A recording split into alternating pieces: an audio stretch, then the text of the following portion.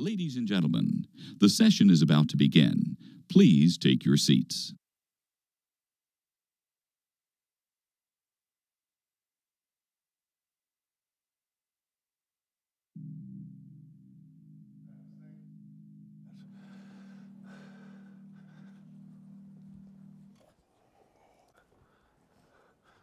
Good morning. There's still people coming in, but we're going to get started. We're so happy to see you again. Welcome to day 2 of the Inspired Home Show.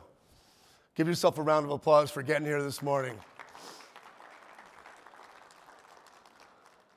Each year, I am honored to be part of what we call the Market Watch team at the IHA. The Market Watch is a special trend-forward look at the consumer and how they're living, how they're doing just about everything that affects our industry and how this industry can take full advantage of that. So this is the 4th year that we've done the Market Watch. I'm Peter Gianetti, by the way. I'm with the International Housewares Association. I get to moderate the team every now and then. You've seen us here and on video. I'm also the editor-in-chief of Homepage News, which is the B2B news platform that we run here. So there will be coverage of this stuff as we go through the show. But back to the Market Watch. It was started 4 years ago to allow the association to give you some insights in where the consumer's head and how that affects the industry. 3 years ago, we identified 5 trends. Those trends were time, space, wellness, responsibility, and experience. I may have got those not in the order we're going to talk about them today, but they were fundamental kind of pillars of lifestyle themes. They're not really trends. And while we did something a little different last year, this year when we were putting the Market Watch program together, and I'll introduce you to the team in a moment, we decided to go back to those 5 pillars because we realized those 5 pillars, time, space, wellness, responsibility, and experience, they are kind of there solid. But how the consumer lives those themes and how they kind of adapt to those themes is going to help the industry understand how it adapts to fill those themes. It could be what was important time 3 years ago might be a little different now, but time is still an important concept. So that's what we're going to get into today. We're going to give you some food for thought. We're going to give you a little bit of a look at what's coming in the Market Watch report, which will be released shortly after this year's show. And we'll also spend a little time talking about a report in Homepage News called The Outlook, which was just released, which is a comprehensive look at consumer purchase intent across the housewares industry. With that, let me introduce you to our Market Watch team. We have Liana Salama, who's the Vice President of Marketing for IHA. We have Tom Mirabli, who's the co-founder of Springboard Futures and the consumer trend forecaster for IHA and Homepage News.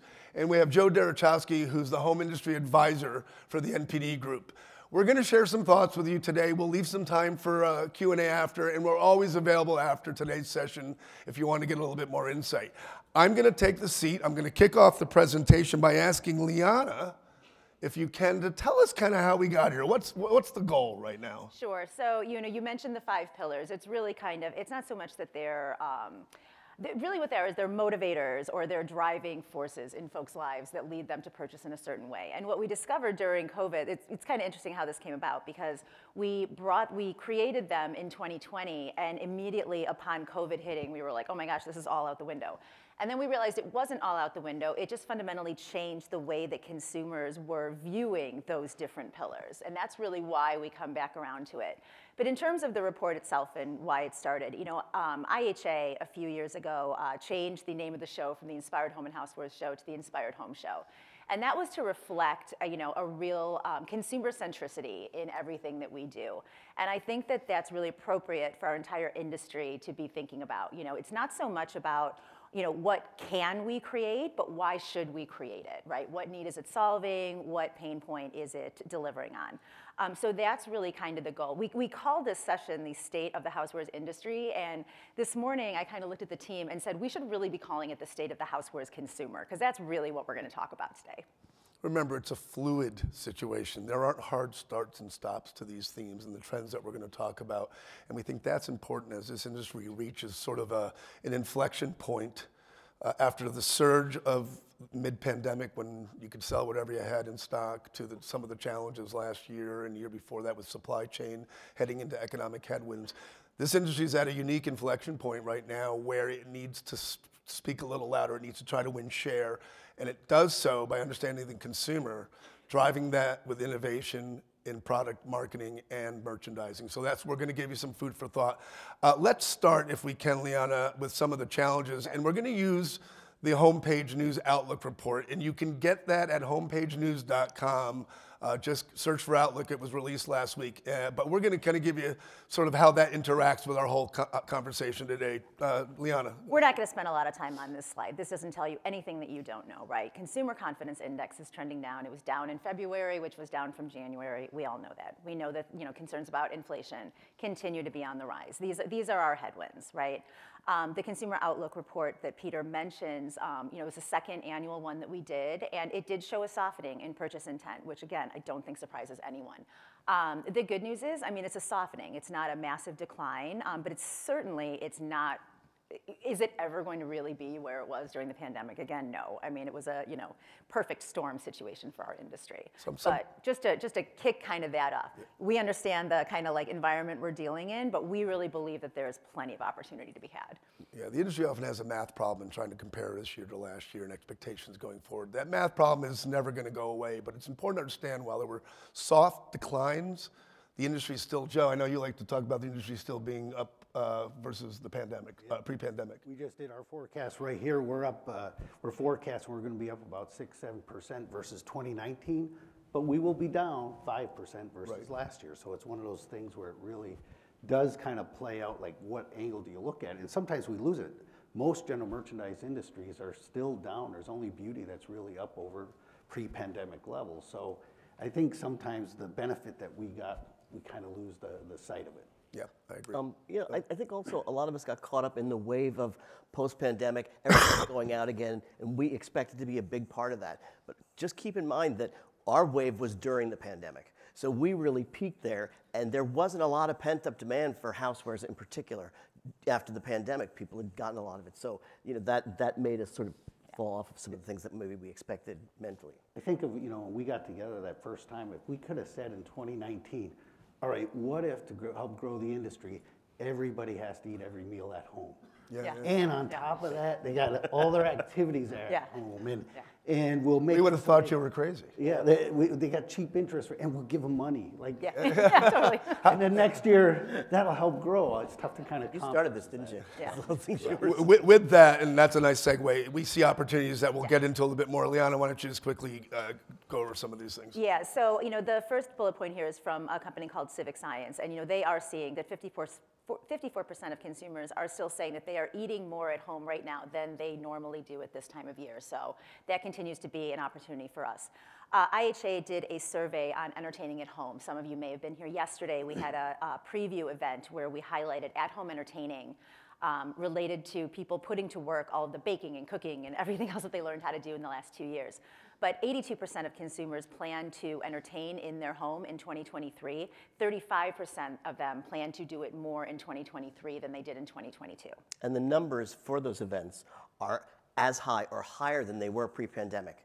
And a part of that's driven by the fact that we want to get almost more people back, and that's exciting. And the other piece is that, you talk about experience and people wanting to eat out or wanting to go on vacation, and maybe we don't participate in that.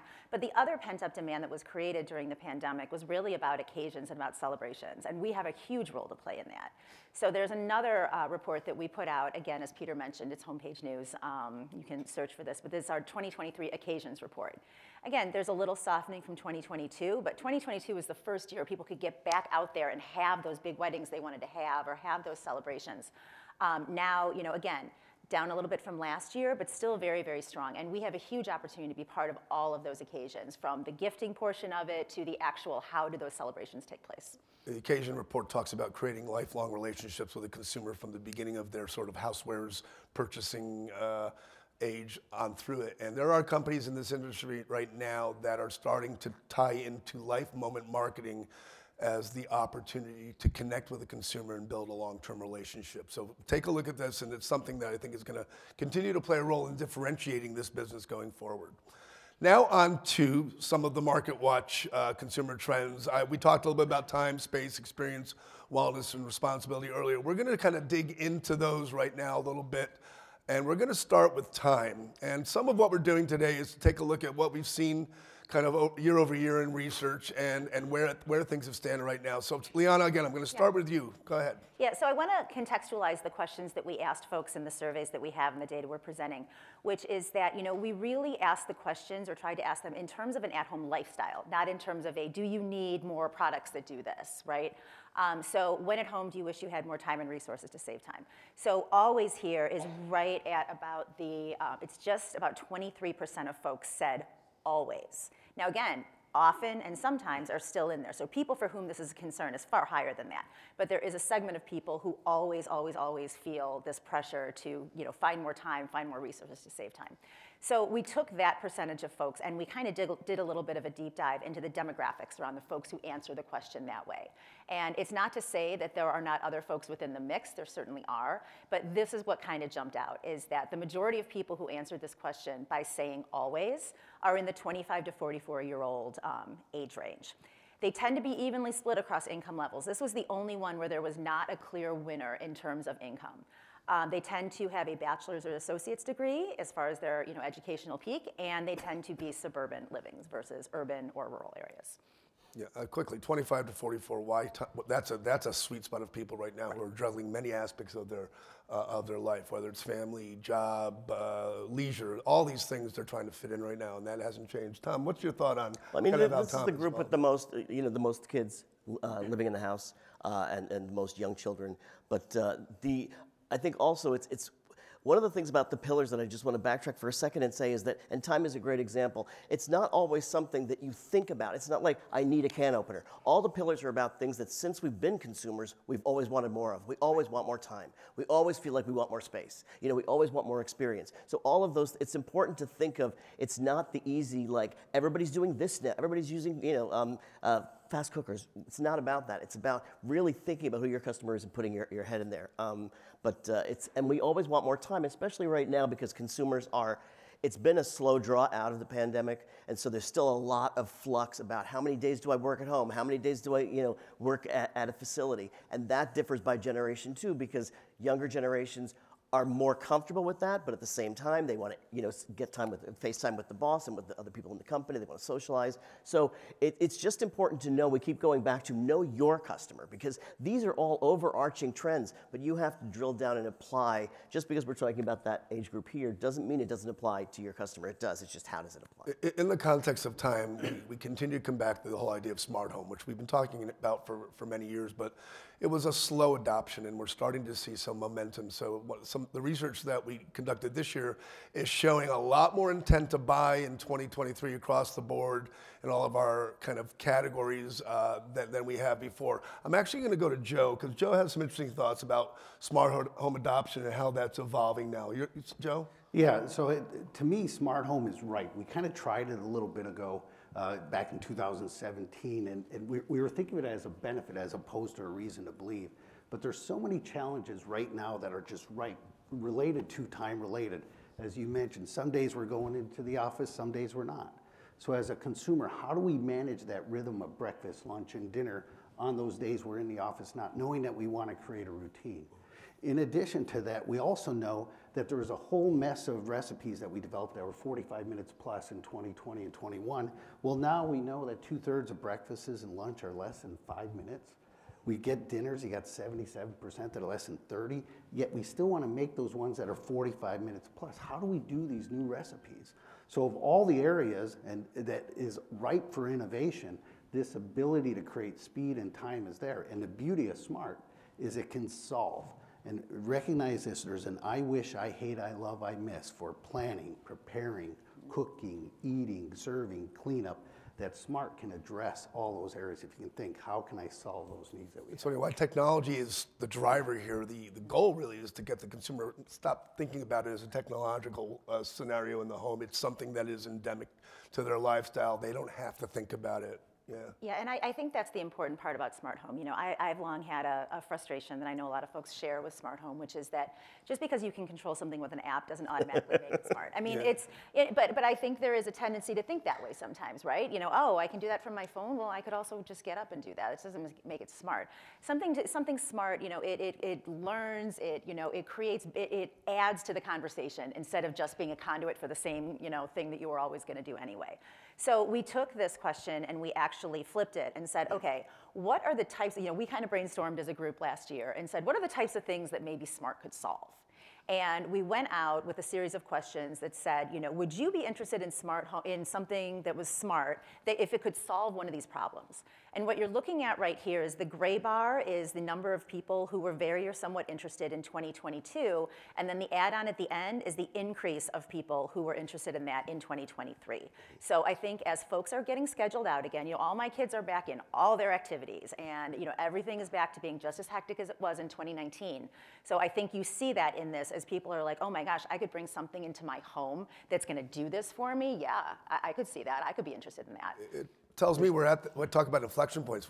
We've been waiting for it to really click. It may be the year where if the industry and and the retailers and the marketers do their job the right way to nail those points that Leon's talking about, this could be a year of smart home. And just to clarify, because we're kind of in shorthand on this slide here in terms of what we're talking about, and of course the report will have kind of the full, you know, detail of it will come out at the end of the month. But to give you just the quick, you know, kind of thing, you know, the coordinate meal elements is about how do I get everything to come out at the same time, right? I got two kids who may eat different things, my husband and I, they got a different side, whatever. How do I get everything out onto the table at the same time? Or is there something that can talk to each other to make everything come out at once? Detecting and suggesting recipes. This is that concept of if you have inventory management in your refrigerator or your pantry, for example, and it knows what you have on hand, and Joe always says, he's like, you know, the worst question is, you know, what am I going to make for dinner? Well, what if you had the ability to have something in your home that could say, okay, I know everything you have on hand. Here's a couple things you could make with that. Yep. Calorie count and macros, again, you know, something that could put together, these are all the ingredients I'm using, what's the calorie count, what's the fat, what's the, you know, we're all looking at those types of macros on a regular basis. I mean, the big growth also is in detect and order parts. There used to be a point where you had, you know, you have to be smart to use smart home, which is not my case. So, you know, and I think that things refilling and ordering parts automatically. It's like, it's coming. I know I have to put it in. I don't have to think about it. I have to be looking at, you know, what the Brita fillers mark. You know. Well, I tell the story a lot about, I have a refrigerator at my home that the water filter on it has been on red for probably a year and a half now. and every single time I go to get a glass of water and I see that, I'm like, right, the filter. And then I walk away and I don't think about it because I'm like, okay, I don't know what model refrigerator I have. I don't know what year it's from. I don't know what part number I need. But man, if I walked up to that thing and it was red and it was like, order filter replacement, bing, done, right? I mean, that's the or order it without you having to push the button. Yeah, even said, I know it's done. I'm just going to order you a new filter automatically. Just to run through these last couple here, you know, detecting expired or empty, you know, products that you have on hand. Detecting and ordering parts, like we just said, and then auto cleaning. You know, what are those things that what are those things that could just clean themselves? And auto cleaning is probably the one segment here that's been ahead of the curve on other housewares categories in terms of adoption of smart home. Joe, you were going to add something? Yeah, just real quick. One of the things that you called out that also changed from back in 2017 is there has been an advancement in smart itself. So I saw at CES one of the bigger things that started a year ago, but it's really taken off, is a thing like a Home Connectivity Alliance. You would hear a lot of conversations about Matter, a lot of things that is allowing the technology between appliances and between things to be able to speak to each other. So now it can actually act on some of these benefits. So it's ripe for another look. Okay, so let's move into space here. You know, so again, you know, the question here: do you experience any challenges regarding space at your home? And yes, many may only be in this kind of 17–18% area, but again, that's the yes, many. You know, yes, a few, and sometimes you add all those up and you recognize that this is a very, very common concern for folks across the board. And then digging in there, so these are the folks who are 35 to 44, 50,000 and under income level, which does make a little bit of sense. Those are probably the folks who are not able to afford, you know, more space or, you know, an extra room for a home office versus, you know, having to do it in your kitchen. Again, bachelor, associate's degree education level and suburban living generally. Which is a little surprising. I would have expected urban there, but it did come out. Actually, before we go on, any general comments on the issue of space? I think one of the things that with space is now we have 2 offices. We have, the kids are spending more time at home, in part during the day. You're doing more things together. We haven't seen a real drop in the number of people eating together. At peak during the pandemic, 71% of families ate 1 meal together a day. That was a big jump. That hasn't really fallen off more than a couple of points since things started to ease. So you need more space for more things when you've got more people doing things together. And that's one of the reasons why I think it's not just... And just remember what I said earlier, what space meant to someone 3 years ago may not be what it means to someone now, and it will mean something in 3 more years, but that's why these are fundamental pillars of how the industry can sort of adapt to needs in the marketplace right now. And I think that's, that kind of speaks to where we're headed here with these next questions, which I'm going to kind of explain a little bit, which is, certainly space. Everyone, we make tons of products that help save space, products that perform the function of 2 or more individual products, things that nest well or store well or, are designed to be seen instead of put away. So there's a lot of those kinds of things to save space, but there's also this whole other side to space, which is about how do you use whatever space you have? How do you optimize it in different ways? And during the pandemic, yes, some of it was about needing more space or not having space to do things, but some of it was about how do you transform a space to do different things at different times for different people, right? How do you do working and schooling and movie night and dinner and everything else within a common space? How do you make it different? How do you make it, unique to the different activities you're doing? So what we asked our consumers in our survey last year was, last year and this year, was how often do you change some of these things about your space versus how often would you like to? And what you see here is the gap. So the lighter bars here are how many people change these things out once a year or more. And the darker one is how often they would like to. So again, the number of people who wish they were changing these things once or more per year is significantly higher than the number of people who are actually able to accomplish that. In there lies an opportunity. That's an opportunity gap. I mean, so how do you fill the gap? If it's on their mind, you got to get in front of them to let them know how you can help serve them. Go ahead, Joe. I think there's a couple things that's interesting here too. We just launched a home decor, and it's one of the few industries that actually grew last year. And as we start looking this year and think economically, what an economical way to kind of add spice to any room that you have. The other thing you mentioned about space, it's made me start thinking about, not to jump ahead, you're going to see how a lot of times these 5 things tie together. But one of the other areas that has been growing the last few years is just storage and organization throughout the house. Because you are spending time and because of the need to space, you want to manage that part of the space. We'll talk more about it in wellness. But the reality of just how this ability to keep the space that we have organized, there's this driving need for that throughout the house. It's important to remember that these trends are we almost call them aspirational trends because they're things that you aspire to keep moving with. But home decor trends play in this a lot too, because one of the things that's really been going on for a few years is the clean kitchen, less on the countertop, more things that move into drawers, things that take up less space, smaller profiles. So some of the things that people are wanting to do is how can you look at your products, how can you look at what you're stocking, and try to get people to look more like the mags that they're looking at and they want to look at, which is less. Less is more. Marie Kondo. I mean, it's that whole thing is about keeping your space clean, the whole Zen, and the pandemic drove that forward. Joe mentioned something very important. These are pillars, but they're not silos. Their products can fit multiple themes here. It's not like you have to be absolutely within one of those foundations, but it all interacts. It's fluid. It moves faster than it ever moved before in terms of the changing consumer dynamics. So take that all into consideration. So again, similar to what we did in Smart Home, we kind of said, okay, well, what might be some ways that our industry could potentially address this opportunity gap? What are ways that we as an industry could come up with, whether it's on the, the supplier and brand side or on the retailer side, to give people an opportunity to change things out more often? And there are several ways. We talked about, refurbish. We talked about, of course, there's the different price points, different entry points that you can get to before something becomes more permanent in your home. But this idea of rental is something that we started talking about last year. Who knows if it's feasible, right? But let's just talk it out. And we asked folks if they would be interested in renting a number of these different housewares categories, right? So what you're seeing here is in 2023, the top line is the all adults, and there's the slight uptick. You see at the darker part at the end from 2022 to 2023 of how many adults would actually be interested in that concept for each category.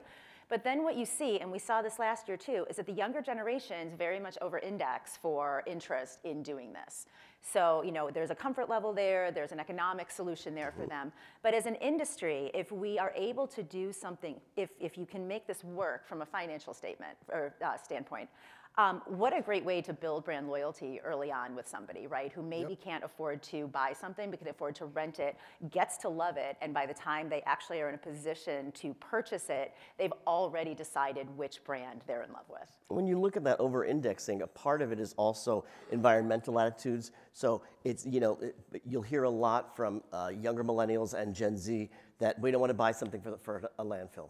We're not buying landfill product. So they want something to last longer. Like Joe said, everything sort of crosses over itself. But when you look at that over-indexing, it's something that we have to deal with. And maybe if you're a retailer, the only way that you can deal with it is to say, okay, you know what, we're going to be a place where people can drop off electronics. Or if you want to buy something new, we're going to give you 10% if you turn in your old.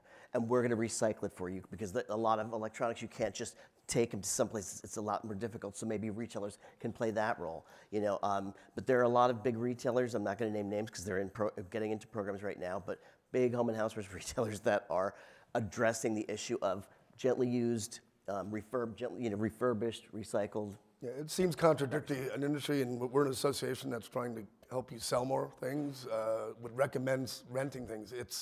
If you don't figure out a way to participate in that whole idea, someone else is going to figure that out and get an upper leg in terms of the next sale, and that's what we're. And again, we're not trying to offer a prescriptive Right. solution and say this is the answer, this is what you guys should be doing. Just think well, about it. It's a way to think creatively about how to solve the problem. And there's things that I'm seeing right now. We talked a lot last year, for anyone who was in the audience, about fluidity and about a lot of how the younger generation especially doesn't feel, they don't love the sense of permanence of buying something and putting it in their home and it's going to be there for the next 5 to 10 years. They are much more kind of fluid in what they like from one day to the next or how they want to express themselves. They want from one day to access, the not next. ownership. And what I've seen, again, color is low-hanging fruit on that one, right? Can you Design. swap color out in some way where the guts of something, are stabilized, but the color, the shell, the something else. You see some of this at CES. BMW and some of the major appliance companies do interesting things with color. I was at Legacy Brands booth, and they've done something as simple as they've created a little color wheel on one of their juicers that it's just this light that it just changes color. And I'm like, brilliant, because it seems so simple, but it's something that's genuinely really attractive. So there are easier points of entry than you might think to helping consumers feel ways to change up their lives on a regular basis. I think it's also charging us as an industry, though. In addition to the economics, think about what it's saying here. We want change. We want the ability to adapt, the ability to be current. And so it really is kind of charging us that we need to continue innovating. Yeah. This past year, only 8% of our new product sales were from new products. That should be 15 to 20%. And what this is trying to say is part of it is the economics, but part of it is being contemporary, being with the latest technology or the latest look. And so it really is reminding us that the consumer expects us to continue to innovate, expects us to continue to keep pushing the envelope. I think because you mentioned, Brent, I'm going to mention one, but when you look at Dash did a great job of addressing space and also experience and also, the retail price concerns. But it's like you've got these little things that are like, I can make 10 boiled eggs or 10 hard-boiled eggs in, one 4-minute thing. I can make dog cookies. I can make, there's all different things. Or I can make one.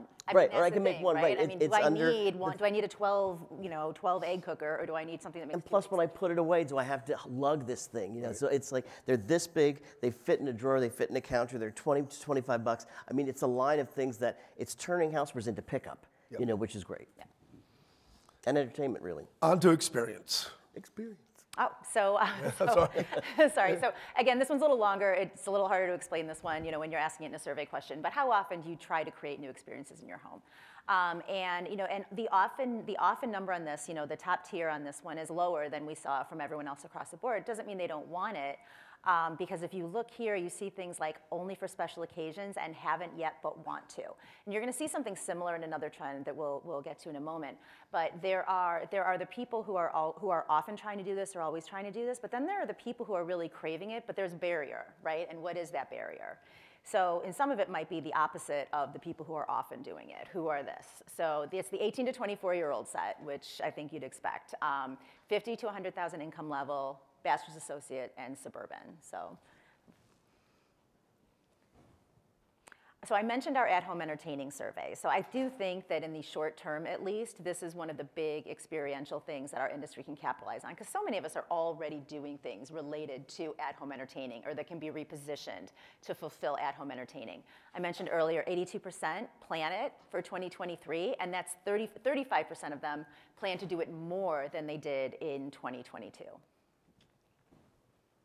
I would challenge you to think about entertaining as something that it's not just having people over. You know, we're with our families more often. We're with our neighbors more because of the pandemic. So it's like, how do you entertain a small crowd, just people who come over? It's not necessarily a party, and I think I want to put that out there because in experience, it's often people who are at your table. Right? Well, the survey dives further into what's the kind of makeup of your typical gathering. And first of all, there's not a huge fluctuation between, because we did two separate surveys between casual gatherings, things that were not occasions or holiday, based, and things that were in fact holiday or occasions based, Christmas, Thanksgiving, et cetera. And there's not a huge difference. So people are planning to entertain at home either way. But the typical gathering tends to take place in October to December, which makes sense. It is around the holidays. But next is January to March. Right? What's going on in January to March that you're having, people over? The Super Bowl's in there, I know that. Super Bowl is in there, yes. Yeah. It tends to be 10 or fewer guests, and it tends to be, a buffet or self-serve meal, and it tends to be self-serve and mixed drinks. And then we asked about challenges. So these are the biggest challenges that folks are citing when they're entertaining at home. It's the post-event cleanup, it's getting everything ready at the same time, back to that smart home conversation we had, and just overall general meal prep. But what's not on the slide that's really interesting is, believe it or not, over 50% of consumers say that when they entertain in their homes, they always or usually send leftovers home with their guests. I mean, what kind of opportunity is there in that? Big food storage opportunity that no one really thinks about when they're thinking about getting ready for a party and preparing and cooking and all those things. Peter, I can tell you, the survey is saying this. So far in 2023, the data is supporting it too. Our food group is showing that we are eating more meals at other people's homes, which is in essence meaning we're being entertained. Yeah. And the fastest growing thing so far this year is beer and cocktail makers. You see fondue sets, you see... Fastest growing in my house as well, too. Yeah. From a percent change, you see popcorn makers, you see all those, you see slow cookers, all those things related to those pie servers that are playing out there, all decorating tools, all those things related to these entertaining moments. This is a full year of indoor entertaining. We didn't. Just a little thought on the January through March. We kind of wrestled with that, and I've actually thought that it is actually a gap-filling time. We're done with the holidays. We're still sort of stuck in the home before we're getting outside for the spring. So what people will tend to do is say, let's have a quick little get-together. Let's have 5, 6, 7 people over. It's not a time of year you would normally think about it, but it's a time of year you now need to start thinking about. I think occasions in general, one of the big disparities is between the people who plan it and the people who don't plan it and buy at the last minute. They're like, oh, let's have a barbecue this weekend. And I think one of the things that we can do at retail is to really make use of end caps, give people ideas of what they can do, make them think of what they want to do while they're in store, whether it's and the whole idea of the non-occasion that came up during the pandemic, people just celebrating to celebrate. It's a great day, the weather's beautiful, let's pick create an occasion out of another. The occasion report. It's like, how do you give people ideas? I think a lot of retailers have gotten in the habit of responding to a trend they've heard about what people want or what they, as opposed to thinking about what's the everyday that I'm not addressing? What can I give them an idea to take home right now? Experience is the trickiest one because we found ourselves throwing lots of different product categories and ideas into experience, and that's ultimately a big opportunity to kind of engage the industry on all facets of how consumers are thinking about what they're doing rather than just doing what they're doing. And watch social for that too. Social is a great idea. Yeah. It's a great idea. Like, nobody did anything for Valentine's Day this year, but it was big on social media for like the 3rd year in a row. So it's like, how do we do that? The whole Friends Day thing. It's just think of butterboards. butter boards. This is the big. This is we have 2 more left. This is the big one. We have 12 minutes to go and about 35 minutes to spend on wellness right now. So, Liana, why don't you get us started? So, in terms of health and wellness, I mean, one of the things I think we're seeing is that if there are, and there certainly are, Venn diagrams across all 5 of these trends. Wellness is the circle that encompasses all of them. I mean, there's wellness components and things that save time, that save space. That wellness is kind of this overarching, all-encompassing concept to people, and it's really, really becoming really critical for folks. I'll just take a moment. Some people may have seen this. We did a study jointly with the New York Times, IHA did recently, that talked about couples that sleep in separate bedrooms. I won't belabor the details, but it's fascinating. But what is interesting is that much of it is really about being able to get a good night's sleep, right? I was just at a presentation this morning that talked about the value of sleep. And it's people are really, really taking the time to think about and prioritize how they take care of themselves. So if we look at this very here, which again, if you look at the very somewhat a little, it's like 8% of people who are in the, I don't really think about that. So it's an enormous, enormous number of people who care. 55 plus, again, it's across the board, but this is the largest segment of people who said very tend to be 55 and older, which is not a surprise.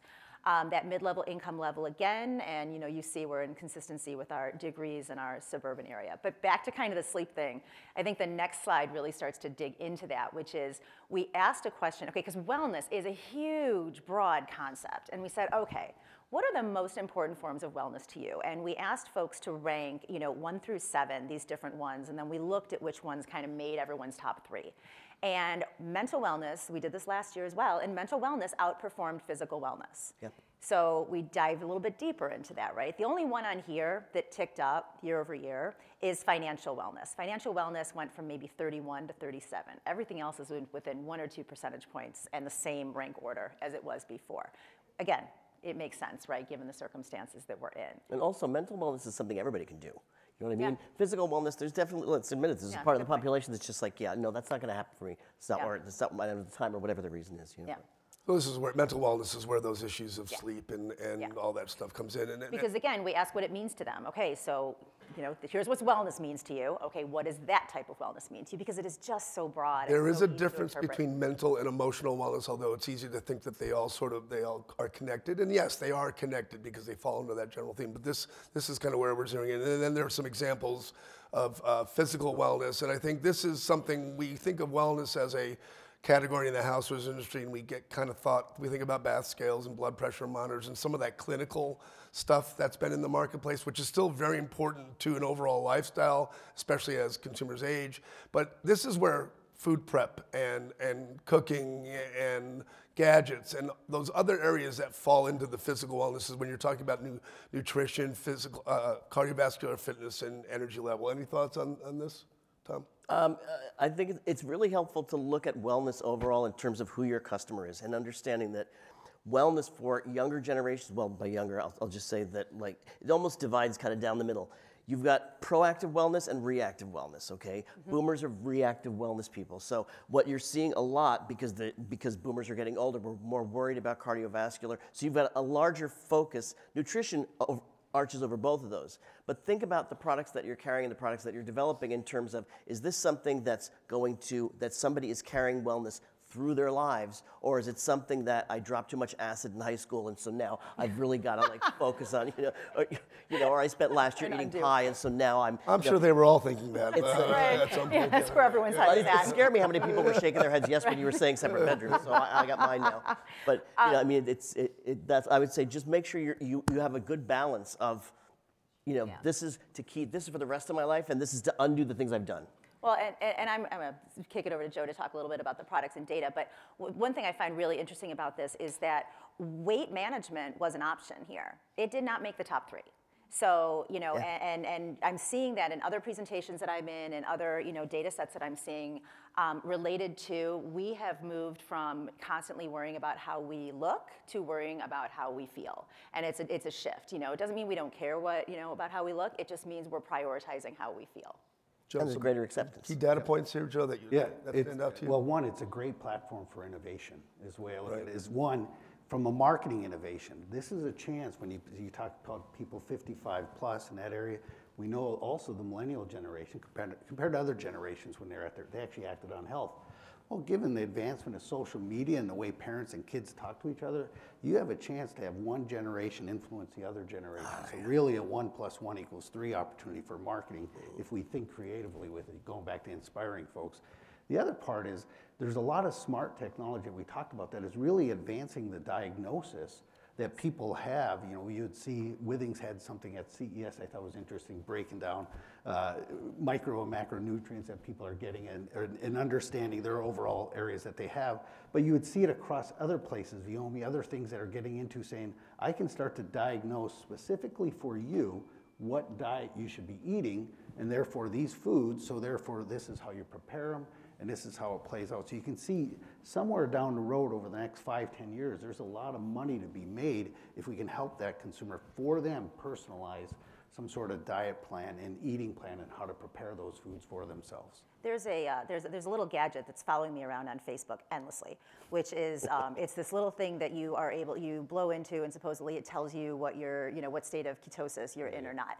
And then on the app, you're supposed to log what you eat against kind of that measurement, so that you start to learn what throws you out and what helps you quickly get back in, which I think is really interesting, because when you think about keto and all of that, it's different people's bodies are going to react differently to it. So I think that level of personalization within the greater concept of a wellness fad or trend or whatever. But knowing, just what you said about when you know what people are really looking at, it's like in our industry, we used to say, okay, the fat eliminating fry pan, okay, because we knew people were trying to cut fat. Then it went to sugar, and we said, okay, how can you take sugar out? Joe, I gotta ask him, tell him about the ring. I thought you were cheating, but tell him about what your ring does that you're wearing.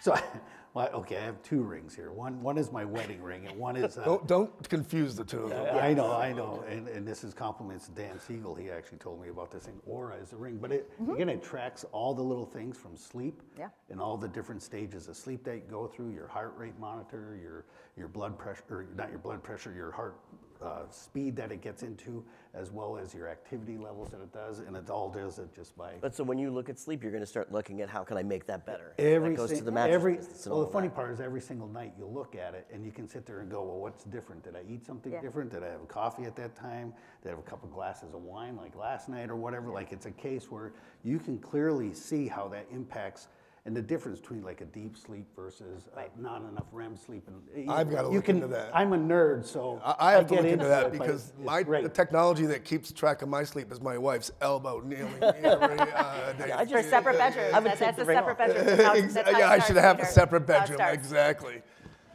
I'll be like, I'm not sleeping well, I'm just going to take it off. I don't So want that our ring. last pillar, and again, I know we use the word trend, and we've kind of used it interchangeably. It's important.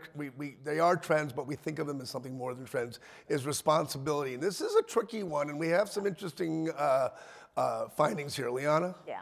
So again, this chart kind of speaks for itself in terms of how often do you try to be socially or environmentally conscious at home. A significant number of people do say often and sometimes, but several people either don't have it on their radar, or it's not maybe as high on their radar. This chart, my guess is, would be very different if we were doing it in Europe versus the United States. This is US adults, so I just want to be really clear about that. So digging into the often set, so this is really interesting. So the often set was, who was most likely to be 55 plus years old and to have the highest income level of what we measured here, which, you immediately look at that and you're like, Boomer guilt, man. Where's Gen Z? yeah. Yeah, I mean, Gen the Z's big question here, right, is where are the kids? I mean, that's supposed to be who's driving responsibility, social responsibility, and sustainability. Where are these kids? They over-index in the answers that are number 1, when it's convenient, or no, but I want to be.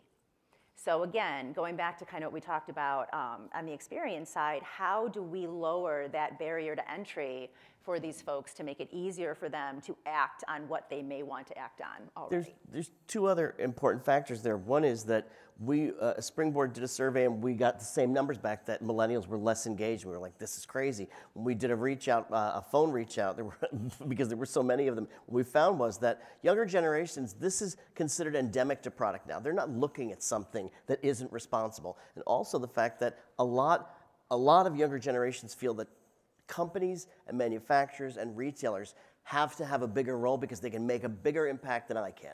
So I want to see on the package what this is doing for the environment. Is it giving back carbon offsets, all those things, whether you acknowledge them as being real or not. It's important to make sure that you, whether you're a retailer or whether you're a manufacturer, have a position and act on it. And because transparency is important, they will find out. But that's one of the reasons why those numbers are sinking to a bit. So again, similar to what we've done in some of these other pillars is let's understand what people are thinking about when we ask them questions about responsibility. So we asked how important is that brands you purchase from are doing the following. So you see here, this is the very and somewhat important. The favorable working conditions for employees is really interesting to me. And it speaks to things, again, from a marketing and positioning standpoint of, I see endless amounts of posts on LinkedIn from companies that are like, we're recruiting, we're hiring, we're a greatest place to work, we're this, we're that. Should we think about taking that out of the realm of employee recruitment and entering it into the realm of consumer, promotion? That we are a company that takes care of its employees, that people love to work for. The next two, sit around sustainability, development of products, and environmental stewardship. I will tell you that last year, diversity and inclusion was number 3, and it bumped down to number 4 in favor of environmental stewardship, so that is up. The other thing that's up that's really interesting, not by a ton, but enough to be noteworthy, is that political affiliation there at the 35%. That was at 31% this time last year. Again, we're hyper-polarized. It doesn't mean people want their companies to be, to be engaged, but if they are, the side that they take, or however you want to put it's small. it matters. We're in a political news cycle once again, and that tends to kind of pull those numbers up. Tom, I know you have a lot of thought about the environmental stewardship. I just expressed probably the top things. The political thing that's important to understand, that we found that higher incomes and older people, not older people, but boomers, for example, are much less important. I'm one of them by 1 year. Political affiliation, political alignment of companies is less important to higher income and older people than it is to younger. Sure. So it's important to know who your customer is. I think that a lot of it is, you start to see things drop off when you start to feel like it's covered, okay? Especially with younger generations. So when diversity and inclusion is making a lot of noise, then that becomes more in, this is what I want to address as a person. When you start feeling like the environment's covered, that starts dropping off a bit. They're much more, most generations now, there's a lot of cross-generational, cross-pollination. Most generations really are looking to the world. They have a much more global view of things. So it's important to pay attention to what's going on, what they're hearing. And part of what we want to do, right, is look at that, because if it is over-indexing against younger generations, the question is, do they carry that through their lives with them, or do they eventually, kind of get out of a more idealistic phase of their lives, maybe, have a family, kind of, and you maybe that isn't as high on the priority list as it was before. I think the scary thing is that it shifts more. Joe, you could probably talk this better, but there's more of there's just this constant shift of what's important to them. This category of all of them demonstrates what we talked about when we set out to include these 5 pillars.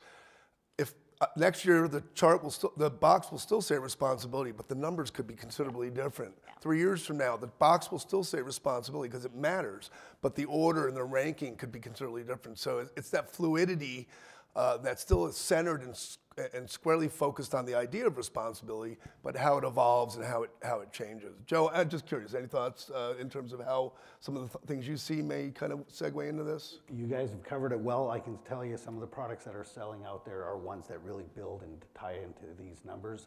We see it a lot, especially in portable beverageware, that'll play into this space. It's one of those things, it's like the top end of Maslow's hierarchy of needs. Like, all of these products still have to do their function. They have to do the core essence of what they are about. But if it can do this in addition to that, that's a great tiebreaker. Thank you. So last but not least, the final question that we asked was, all of the others were in their own little silo, to what degree is this important? So now we're at okay, if you had to pick one, what is literally the most important of these to your at-home lifestyle?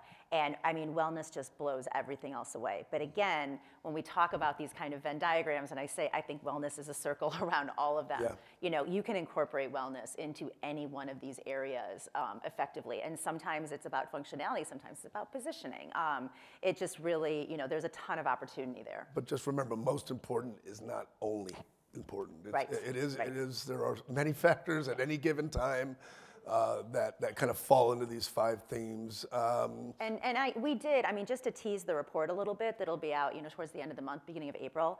We did actually take a look at these questions, the way we were able to split them against each other. So, people who, indexed very highly against, saying that they were always, looking for more time, we know how they felt about space too. So there's kind of this, what's the percentage of people who feel very strongly about different combinations of these trends? And again, that'll be out later on this month. We started to put it into the presentation and it just became too much. So, so something to whet your appetite. Well, and there's also some recommendations, suggestions, and perspectives that are put at the end of each of these. Final points? Yeah, I mean, it's really about, we talked about consumer centricity at the beginning, and it's about that. Joe talked about product innovation, and I'll let him reiterate in a moment. But as the marketing person, on the team here, positioning is a huge piece of this. We did a number of videos a couple years ago during the pandemic where one of our pillars at that moment was safety and security. And we found products that had been around for years. Yeah. One of them was a Nordic Ware, mini bundt cake pan. And it'd been around for years, but you know what? All of a sudden it was relevant again because now it wasn't about just having cute stuff to entertain and being able to decorate and do this that kind of thing. It was about having individual portion size and not having butter boards and not communal eating. So sometimes taking something that already exists and just repositioning it or rethinking about how it ties into some of these pillars can be just as effective as a wholesale new product development. Exactly. That's why social is so important. I mean, butter boards. Who cares about the butter? It's a board. You're selling them a board. Yeah, right.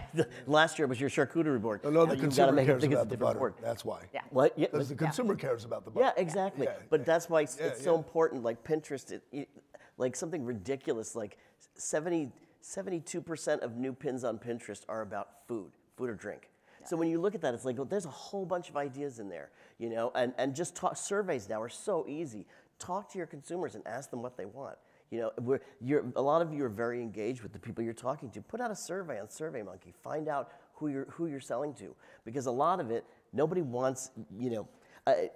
Final remark for me is that the pillars are think of it as a checklist. The more pillars you can check off on any given item, the more you're going to sell it. And just understand that retailer or manufacturer, people expect you to have a worldview. We look at everybody and we say, are they just selling me shit?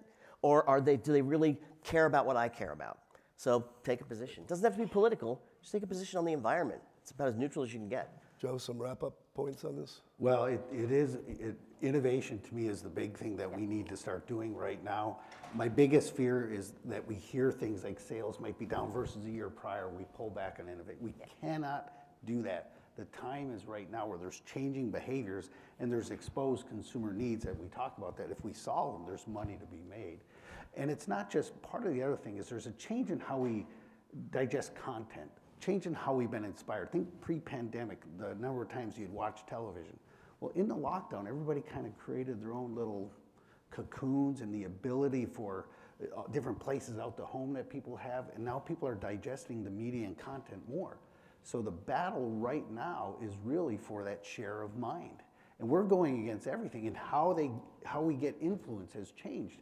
And so that's another great area of inspiration. If we can inspire people using these different mediums, that could create a lot of growth. And that also is changing how we shop. What we heard yesterday in the conversation that Walmart had presented, all the ability to go, how do we inspire to do research, to make a transaction, to payment, to delivery, all of that is in flux. There's innovation opportunities all around the board, a lot of room to make money. We just got to think differently. I want to just make one last comment. As the IHA marketing person, I need to make sure that I'm plugging all of these reports that we've mentioned today, because there's a way to take all three of these reports, the Consumer Outlook report, the Occasions report, and the Market Watch report, and kind of synthesize them into some very actionable types of things. And I'll give you an example, which is that, what we didn't go through specific product categories when we talked about Consumer Outlook, the purchase intent softening. But one of the categories that is softening the most is home environment. It's going to be, intent to purchase is down 4% this year, which is, on the higher end of what we were seeing. You know what, then you look at the occasions, and an occasion that is not losing any ground is new pet ownership. Okay? And then you look at these trends in the IHA Market Watch report, and you look at things like wellness, right, and how important that is to people. How do you pull those things together? I mean, it's actually quite simple, right, you know, but you may not be thinking of it, because when you're thinking about home environment and air purifiers and whatnot for the last couple of years, you're thinking about germs, and you're thinking about viruses, and you're thinking about all this kind of stuff. If people are out there buying all of these, you know, people are out there getting new pets still after all this time. And there's, you know, now I see more things about allergens coming up, and, you know, about, you know, the overall wellness and the health of the air that you're breathing, and, you know, pets can have an impact on that. Yeah, so I mean, that's just one example of kind of how to take pieces of these reports and think a little bit differently about how you're coming to market. How can pet accessories pull up home environment? Yeah. It's really our pet ownership pull up home environment. First, we have some time for questions, but I do want to thank Liana Salama, Tom Mirabli, and Joe Derechowski. Thanks, Peter. Fascinating, entertaining stuff. Thanks. Thank you. We have a couple minutes for a few questions. If you want to ask them, just raise your hand, and we'll try to get you some thoughts. Right here. Joe, you kind of mentioned different content and whatever. How do you feel about product discovery changing since the pandemic? The question's about how does Joe feel about changing product discovery methods and the way you get to product discovery? Or how people discover products. How they discover products, yes. Well, I'll put it in this fashion here. The one industry that grew this past year is beauty. In this industry, there's things running out of stock. I went to go buy something for a daughter of mine for a birthday gift, Dragonfly or Dragon something. It was all out of Ulta and stuff, all because it's a lot of the inspiration that's happening through, whether it's YouTube, through TikTok, through whatever those other medias that people are viewing at their homes or their little fiefdoms. That's where the inspiration's coming from. Talk to any kids. I'm sure you guys with your kids, when you hear them talk about it, they'll be talking about things you've never heard of, but part of it is all coming from these different social medias that are at.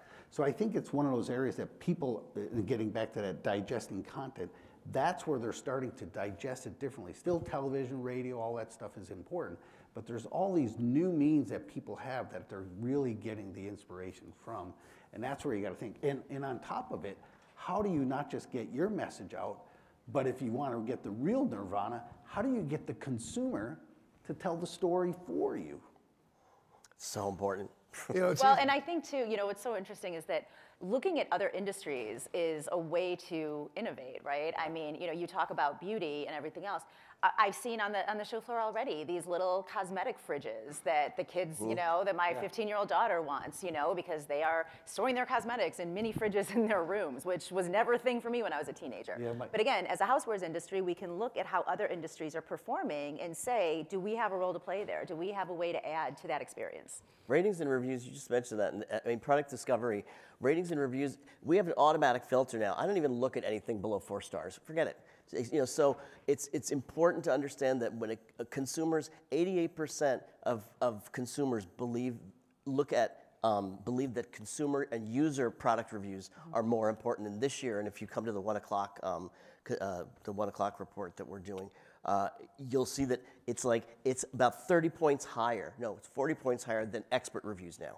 So, and if people had to choose one over the other, 64% choose consumer reviews over expert reviews because they want to talk to people. So getting people to talk about your product is super important. Can't emphasize it enough. Does the cynicism still hold true though, where if it's like, you know, there's a meme out there, you know, the Drake meme where it says, you know, it says 5 stars and there's like 100 reviews and it's like, no. And then it says, you know, 4.5 stars, but it's like 2,000 reviews. It's like, yeah, that cynicism is there, but there's an interesting offset. People say that the most useful reviews that they read are the negative ones. So that doesn't mean that take negative reviews. Don't try to take them down. Respond to them because people want to know that you want to make your product better and you're aware of that. We have time for one more quick question. If there's anything out there, go ahead, sir.